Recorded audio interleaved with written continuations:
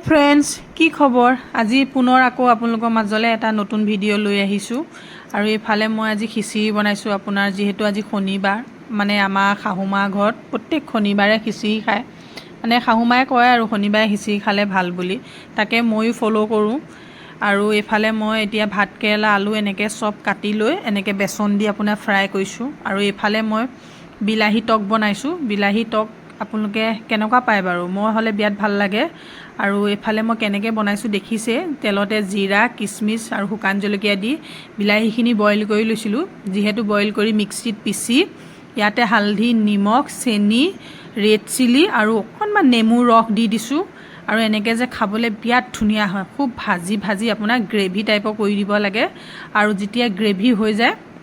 চাটনিখিনি একদম শুকাই যাব লাগে খুব ধুনীয়া লাগে ৰুটি পৰঠা পোলাও আপুনি যিহৰ লগতে খাব বিচাৰে মানে খাব পাৰে আৰু এইফালে মোৰ চব ৰেডি হ'ল আৰু এইফালে মই প্লেটখন খুব ধুনীয়া সুন্দৰকৈ আজি সজাই লৈছোঁ চাওকচোন